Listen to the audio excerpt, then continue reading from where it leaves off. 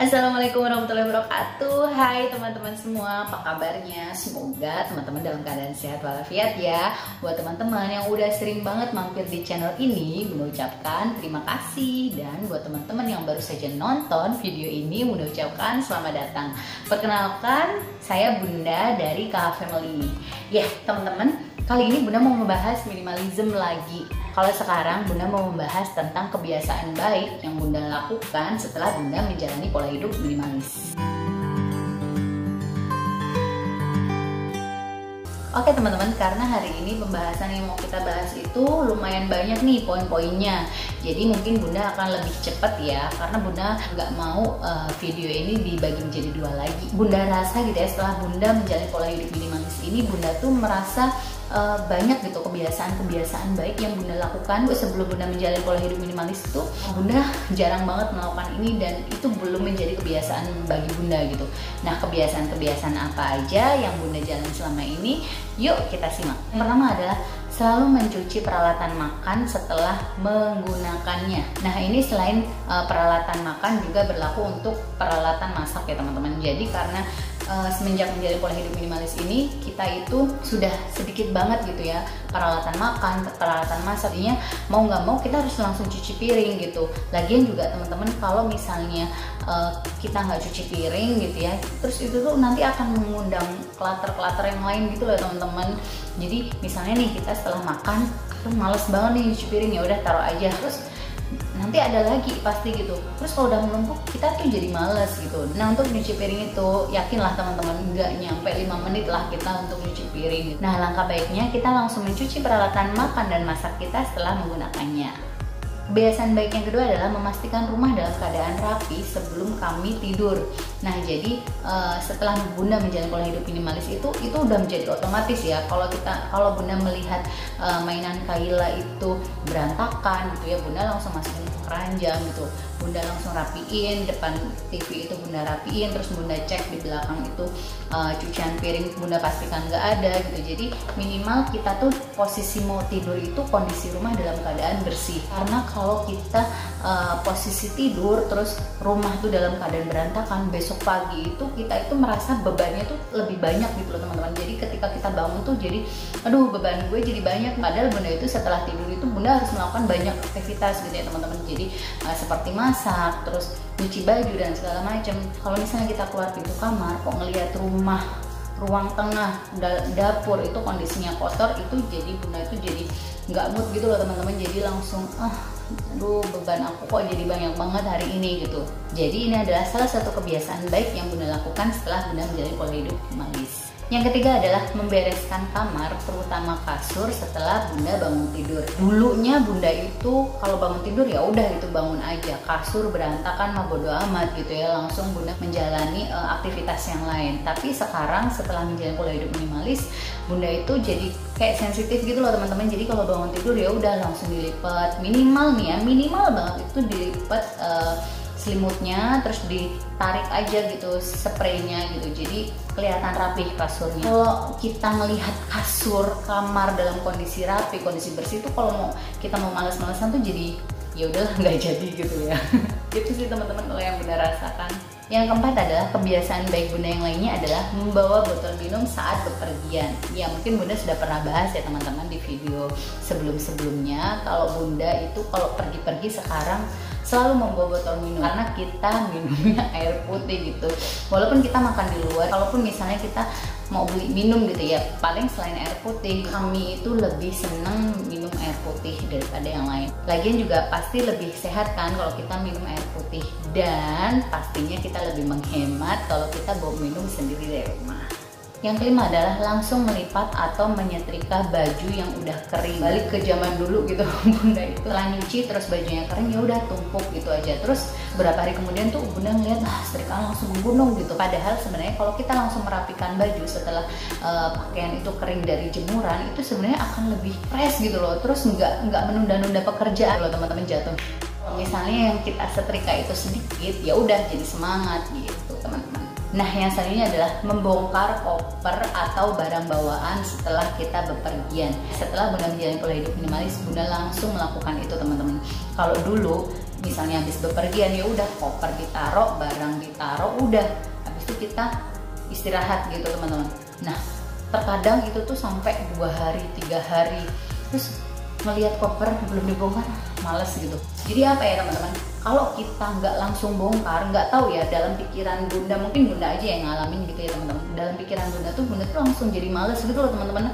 Terus jadi ngundang klater-klater yang lain gitu. Ya udahlah taruh aja barang ini di sini, taruh aja barang yang lain di situ gitu. Jadi nanti jadi numpuk gitu. Padahal misalnya kita pulang nih dari bepergian terus kita langsung bongkar koper, langsung bongkar pakaian kotor dan segala macem, itu akan lebih mudah gitu teman-teman. Terus koper langsung kita simpan, itu pikiran itu tuh langsung fresh. Yang pastinya kita tidak menunda-nunda pekerjaan, itu sih teman-teman yang penting. Kalau poin yang sebelumnya adalah kita pulang dari bepergian. Nah kalau yang sekarang adalah kita mau pergi. Setelah menjadi pola hidup minimalis, kami terutama bunda sama ayah itu kalau mau pergi, kita itu memastikan rumah dalam keadaan rapi dan bersih teman-teman. Terutama kita yang bepergian nginep gitu ya. Yang pertama manfaatnya yang jelas adalah kita meninggalkan rumah tuh dalam keadaan tidak was-was teman-teman. Misalnya gini, kita meninggalkan rumah dalam kondisi cucian piring itu numpuk gitu. Jadi kita tuh ketika bepergian tuh kita mikir, aduh ini nanti ada tikus nggak ya masuk ke rumah, aduh itu nanti sampah yang belum dibuang jadi ada belatungnya nggak ya gitu maksudnya. Jadi kalau pergi itu kondisi rumah nggak rapi itu jadi was-was gitu loh teman-teman, jadi kepikiran gitu. Nah kalau manfaat yang kedua yang kami rasakan adalah kan kita kalau bepergian tuh posisinya kan capek ya, dari pikiran, dari badan tuh pasti capek gitu. Walaupun kita liburan tuh udah pasti capek sih teman-teman, minimal badan kita tuh capek. Ketika kita buka pintu, wah rumahnya rapi, wah rumahnya bersih, jadi kita itu plong gitu teman-teman. Jadi kita misalnya datang ya udah tinggal bongkar bajunya, baju kotor kita masukin mesin cuci, terus perlengkapan kita balikin ke tempatnya, koper kita balikin ke tempatnya, itu jadi lega gitu loh teman-teman. Jadi badan kita yang capek itu nggak nambah capek lagi ketika kita melihat rumah kita berantakan teman-teman. Selanjutnya adalah selalu membuang botol bekas atau bekas pasta gigi kamar mandi saat kita keluar dari kamar mandi. Jadi kalau dulu bunda itu ya, mohon maaf ya teman-teman, mohon maaf sekali, dulu itu bunda tuh sampai yang kayak botol sampo itu ada 2, ada 3 di kamar mandi. Karena apa teman-teman? Yang 2 atau yang 1 itu posisinya sudah kosong, tapi nggak kebuang dong teman-teman. Terus kayak pasta gigi pun gitu juga.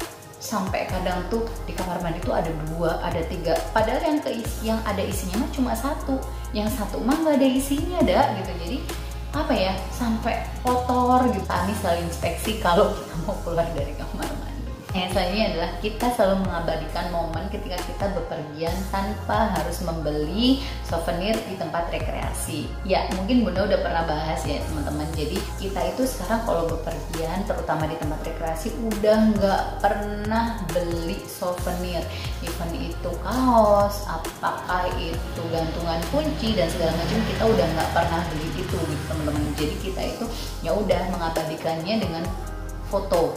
Nah foto pun ketika kita udah pulang, kita tuh pilih-pilih mana yang mau kita posting, mana yang mau kita simpen. Ya nggak guna, kan ada ya kadang teman-teman kita foto di satu spot itu kita tuh kadang sampai 10 kali jepret. Nah itu kita pilih-pilih mana yang mau kita simpen, mana yang mau kita upload, baru yang lainnya kita buang gitu ya teman-teman. Karena rata-rata ada yang ngeblur lah, ada yang memang kita nggak serp untuk kita simpen, ya udah kita keluarin aja. Karena itu salah satu langkah decluttering juga sih, decluttering dalam bentuk digital gitu.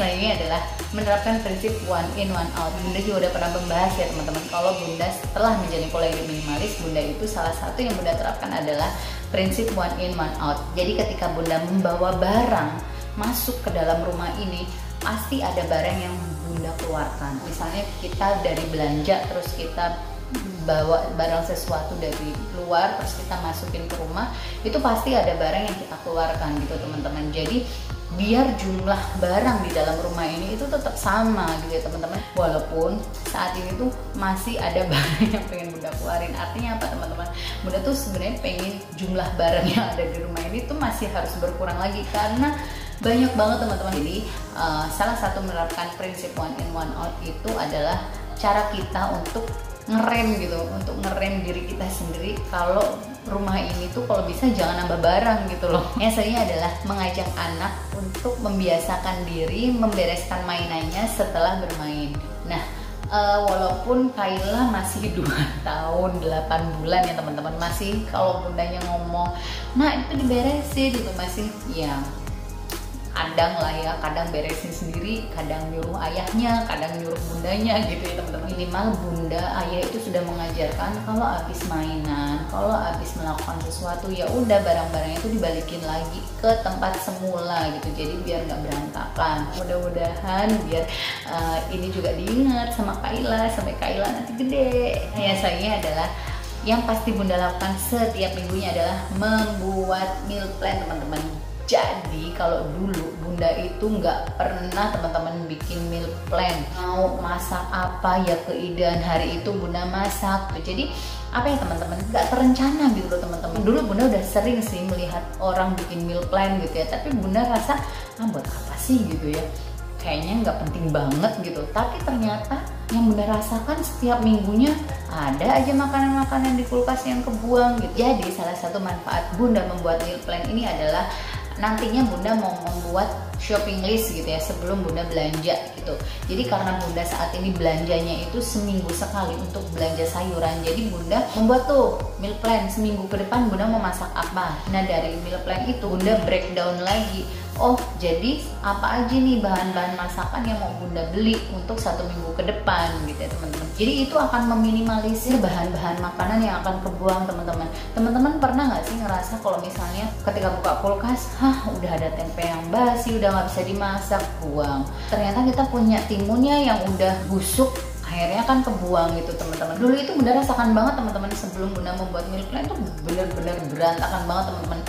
Jadi setiap belanja itu ya teman-teman, kulkas tuh penuh ya, sampai penuh banget. Terus seminggu ke depan banyak bahan-bahan makanan, bahan-bahan masakan tuh yang buang gitu aja teman-teman, karena udah busuk, karena udah basi. Yang jelas manfaat membuat meal plan yang bunda rasakan adalah itu jelas ya teman-teman. List belanjaan apa aja yang mau kita beli ketika kita belanja. Ya yang terakhir yang pasti bunda lakukan setiap bulannya adalah bunda membuat budgeting untuk rumah tangga kami. Ya sebenarnya membuat budgeting itu udah lama banget bunda lakukan. Bahkan setelah bunda bekerja itu bunda udah pasti membuat budgeting setiap bulannya. Tapi kalau dulu budgeting bunda itu asal-asalan gitu loh teman-teman. Jadi kalau setiap gajian bunda itu menuliskan apa aja rencana pengeluaran bunda sebulan ke depan gitu. Bunda tulis, tapi bunda itu dulu tidak pernah menganggarkan untuk tabungan. Jadi ya udah gitu, setiap gajian tuh nguap gitu aja. Bahkan belum waktunya gajian lagi bunda udah kehabisan duit. Terus setelah bunda menikah, bunda masih tetap budgeting dong. Bunda udah mulai menyisihkan untuk tabungan setelah bunda menikah. Tapi lagi-lagi teman-teman, karena bunda itu masih belum terarah nih budgetingnya, masih ya tadi lagi masih ngasalan, tapi mungkin levelnya lebih tinggi lagi gitu ya. Mendekati tanggal gajian tuh bunda udah kehabisan duit. Terus juga kadang tuh uang tabungan tuh tetap keambil gitu untuk kebutuhan kami sehari-hari, karena itu tadi teman-teman budgetingnya tidak terarah. Nah sekarang bunda itu lebih ketat lagi dalam budgeting. Bener-bener uang investasi itu nggak boleh diganggu gugat. Bener-bener bunda kasih spare uang belanja tuh ya hanya sekian, per minggunya sekian, uang belanja bulanan tuh sekian, terus uang listrik tuh ya sekian gitu. Jadi bunda bener-bener ngepres, bener-bener bunda ketatin gitu ya teman-teman. Demi apa teman-teman? Demi bunda bisa investasi. Ketika bunda tidak budgeting, yakinlah teman-teman, bunda nggak akan bisa menabung gitu ya teman-teman. Apalagi sekarang ditambah bunda posisinya tidak bekerja teman-teman, jadi penghasilan tuh hanya dari satu sisi aja dari ayah. Tapi bunda tetap benar-benar harus mengetatkan keuangan kami gitu ya, demi kita bisa berinvestasi, demi kita tetap masih bisa sedekah untuk keluarga, sedekah untuk umat. Terus juga kita masih tetap harus menunaikan lah ya kewajiban-kewajiban kita tuh tetap harus tertunaikan, tetap harus ada tabungan untuk kita, tabungan untuk Kayla. Itu sangat merasakan manfaatnya gitu teman-teman setelah bunda mengetatkan budgeting bunda gitu ya. Bukan kami pelit terhadap diri kami sendiri gitu ya teman-teman, bukan sama sekali, tapi kami mencoba merencanakan semuanya. Nah kalau misalnya kami itu hura-hura, kami itu keuangannya tidak ditata, yakinlah teman-teman, kita itu kayak bekerja itu kayak nggak ada hasilnya. Saat pengetatan budgeting yang kami rasakan, salah satunya adalah kami setelah menikah 2 tahun, alhamdulillah kita dikasih kepercayaan sama Allah untuk membeli rumah gitu teman-teman. Walaupun memang rumahnya nggak gede, tapi kita itu bersyukur, ini loh buah hasil dari planning kita, ini loh buah hasil dari kalau misalnya keuangan kita itu benar-benar tertata gitu loh teman-teman. Mudah-mudahan salah satu manfaat yang sudah kami rasakan yang tadi Bunda sebutkan itu bisa menjadi motivasi teman-teman. Kalau misalnya teman-teman belum membuat budgeting setiap bulannya, ayo kita buat budgeting setiap bulannya. Bunda merasa kita itu semua harus bisa menjadi akuntan, minimal menjadi akuntan untuk keuangan kita sendiri. Jadi buat teman-teman, jangan cuma bisa membuat laporan keuangan untuk perusahaan, kita juga harus membuat laporan keuangan buat diri kita sendiri. Oke teman-teman, itulah tadi pembahasan tentang kebiasaan baik yang Bunda lakukan setelah Bunda menjalani pola hidup minimalis. Semoga dengan pembahasan ini yang Bunda share ke teman-teman bisa menjadi inspirasi teman-teman, bisa menjadi sarana kita untuk belajar bersama-sama. Kami tidak sepenuhnya sudah menjadi minimalism, belum teman-teman. Kami masih belajar. Maka dari itu buat teman-teman yang sudah menjalani pola hidup minimalis atau sedang akan menjalani pola hidup minimalis, yuk kita sharing di kolom komentar agar Bunda juga bisa belajar dari teman-teman semua. Oke teman-teman, itulah video dari kami. Semoga video kami bermanfaat. Tolong ambil baiknya dan buang buruknya. Dan sampai jumpa di video kami selanjutnya. Assalamualaikum warahmatullahi wabarakatuh. Bye teman-teman semua.